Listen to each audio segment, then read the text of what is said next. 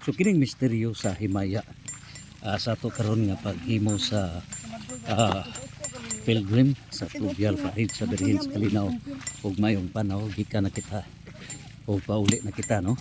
Now atong pamalandungon ang misteryo sa himaya. Now ang unang misteryo sa himaya mao ang pagkabanhaw ni Hesus. So ang atong refleksyon sa pagkabanhaw ni Hesus, it's a law of nature na part of the divine law nga human gyud sa tuang pagantos. Doon na gyud pagkabanhaw. So kung wa pa mabanhaw si Kristo, useless matod pa ni San Pablo, useless ang atong faith. Kay ang pagkabanhaw is the solution of the death of the body. So pagkamatay sa lawas, kinahanglan nga kini suluban na sa lawas nga dili na mamatay. So mao na nga ang nipruiba ni ini, mao mismo si Kristo nga nabanhaw si Kristo ug ang iyang lawas glorified nga dili ni madugta. Ingon usab ni ini ang lawas sa mga santos nga pagabanhawon ni Kristo dili madugta, no? Dili madugta, glorified. Matud pa ni Bishop batud pa brad ni Bishop Felix Safra, kanang glorified body maadto ta brad sa USA. Wa pa ka mahuman og istorya, tuan na ang imong lawas sa USA. Pagingon nga maadto ta sa Pluto, ang atong lawas sa glorified body kaning nabanhaw ba makaabot na. So sama sa lawas ni Kristo nga makapasud na makalagbas na bisan asa mo na glorified body. Pero ang pangutana kining mga nabanhaw, example si Kapitan Didig, no? Gerardo man to, no? Florin. Oo. So pagbanhaw adto, may tabo na ang iyang lawas, makasud bisan asa. Pero ang pangutana, magkita sila sa iyang misis. Mama, no? Magkita, pangutana, maminyo pa babalik. Muna pangutana, bro. Wala na ipagminyo kaysa no, matud pa sa Mateo 22:30. Nagingon sa Mateo 22:30 nga kining ang mga nabanhaw nga mga santos sama sa mga anghel wala na ipagminyo, ay dili na sila maminyo, no. Pero kita nga mga buhi, naa nato ang reproductive power. So magpadayon ang atong kinabuhi. So union of saints, mga buhing santos og mga santos. So mo na ang timaan sa pagkabanhaw. Now ang pangutana, kita nga mga buhi, doon na pa ba'y gahom ang kamatayon? Inibalik sa Ginoo, brad. Mamatay pa ba ang atong lawas? Ha? Nagaingon diha sa Catechism for Filipino Catholics, brad. Interpretation sa pagpadayag sa katong mga buhi ba, nga ang starting point sa pagkabanhaw sa atong lawas, wala na kamatayon, meaning dili na ta ilawom sa gahom sa sala, ngano ba, kay sa pagbalik sa Ginoo, new heaven and new earth, bag-o naman ang sistema tanan. So perfect na nga pag govern sa Ginoo, perfect na. So mao nagingon sa PCP 2 nga ang sinful social structures malumpag na. Gipamatud-an na ni San Juan sa Revelation 20 verse 1 to 3. Gapuso na ang gahom ni Satanas, dili na makapanglingla sa kanasuran. So mingon sa San Juan, Revelation 12 verse 11 nga mabuntog na ang mga demons of deceptions, mudaog ang katawhan sa Dios. Muna kini katong gihimo nga fluvial sa pilgrim, no, sa Birhen sa Kalinaw mayong panaw uban sa Santissima Trinidad, Holy Trinity, no, sa kalibutan, marking nga uban sab sa prosesyon mismo sa Black Nazarene, Senyor Santo Niño, kining tanan nagtimaan nga magmadaugon ang katawhan sa Dios sa Revelation 12 verse 11. So mahitabo nga diha sa gingharian nga hingpit sa Ginoo, dili nakasuod bad ang bad pathogens. Kanang bad pathogens madlay sa ta. 5 na brad ka bad pathogens na mo hinungdan sa disease. Kanang bad virus, bad bacteria, bad fungi, bad protozoa, bad parasites na kundi nakasuod sa lawas, dili masakit ang tao. Kundi masakit ang tao, matay ang tao, dili. Kundi masakit. Patay gyapon. Patay gyapon pero Unsa may hinungdan? ko ana katiguangon na or Ha? Tungod man na kay doon na may sakit. Ug tiguang na sila. Ug tiguang na. masakit gyapon. Oh, mamatay sakit. So nag-ingon man dili na masakit. Sickness free. Tanang mga tao, namatay gyapon sakit. Oh, Since sa tiguan na kay. Patay mo to. oh. Tiguan mo. Mamatay ang tungod sa cancer cells. Sa mga aksidente. Wah, dili na nga man. Tungod kay ang mga aksidente. Tungod man na sa mga demons. Nga mo cause sa mga accidents. Oh, pero pagbalik sa Ginoo, ang 9 choirs of angels ubanan ng kalibutan, heaven on earth. So wala na yung mga unfortunate. Wala na. Linya na tani asa kang linyahan. Dili ka Oh. magtawag ba. Sige lista naman ta sa Listas kinabuhi. record sa Yes. sa atong Revelation chapter 2 verse 7 na. Revelation 3 verse 5. Revelation 27 verse 21 verse 27. hindi ka kalikay. Oh. Sumaw na nga. Naa sa Revelation 21 verse 4 nga sickness free, deathless society. Kadako sa isda. Oh. So, lami oh. Paraiso. Paraiso kadakong isda. Oh. Mao ni. Okay. So malandong ta sa ikaduha nga misteryo sa kasakit, sa himaya, no? Mao na brad ang pagsaka sa langit sa atong Ginoong Jesucristo. So pagsaka sa langit pangutan na brad. Kining inigbalik sa Ginoo ning kalibutan. Mangandoy pa bata nga mosaka sa langit. Balik na Ginoo sa kalibutan. Mukom na siya, no? Pangutan mangandoy pa bata mosaka sa langit.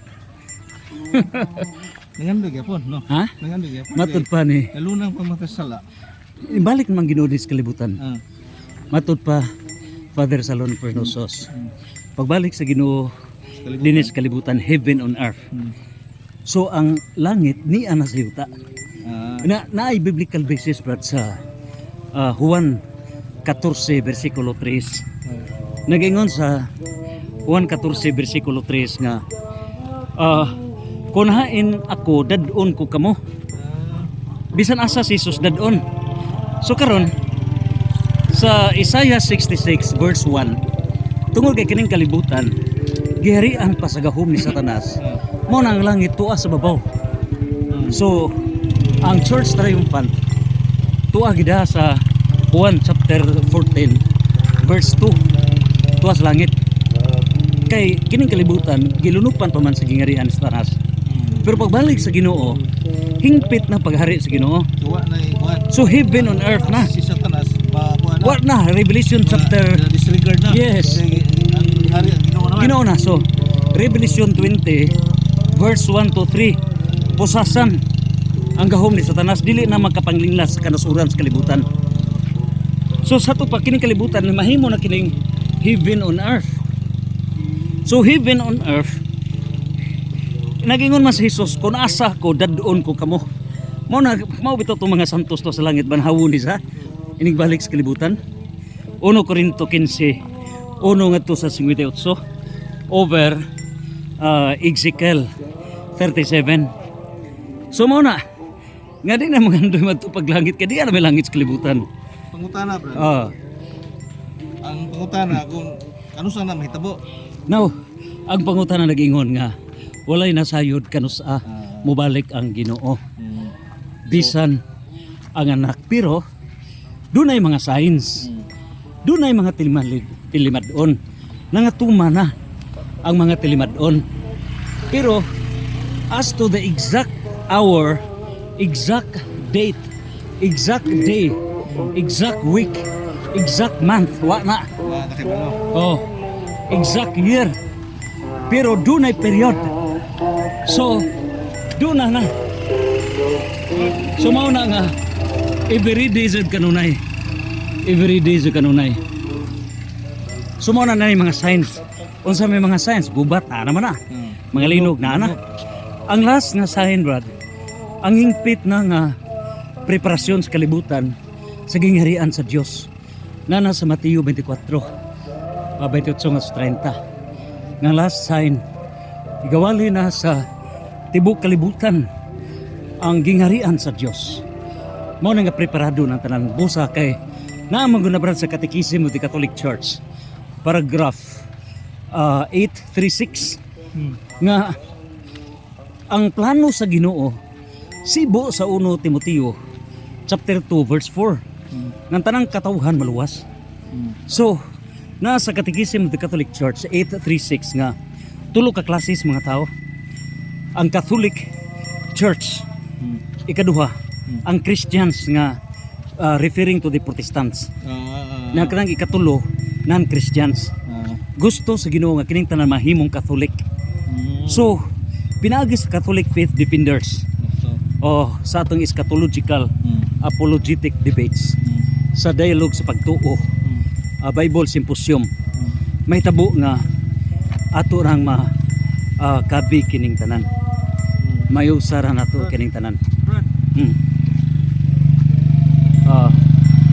Hello.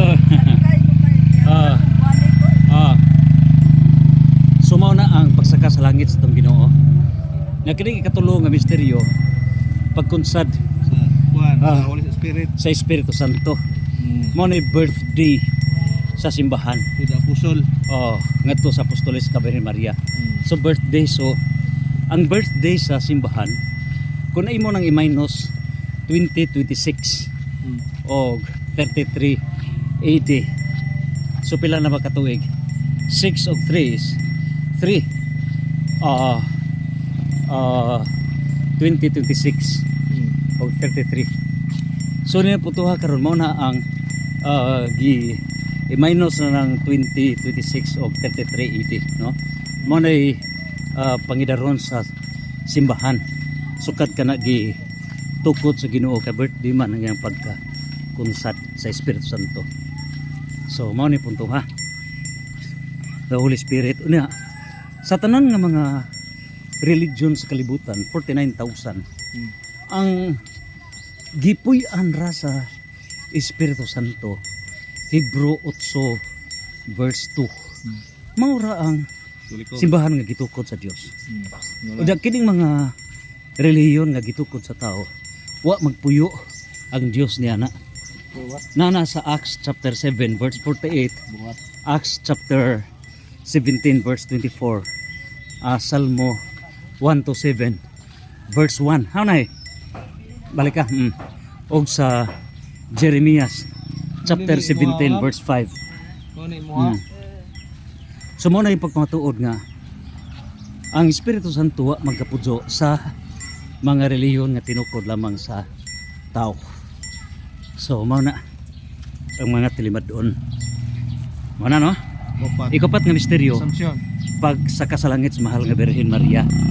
So pagsaka sa langit sa mahal nga Birhen Maria usa ka dugma. Nay pagsaka sa langit sa mahal nga Birhen Maria dili to sa buhi kundi gibanhaw una ni Jesus. Isa ka sa langit ni Jesus. Okay. So ang pagkabanhaw sa mahal nga Birhen pila day kabuok na ang gibanhaw Uman ni Jesus duha. Duha. Duha.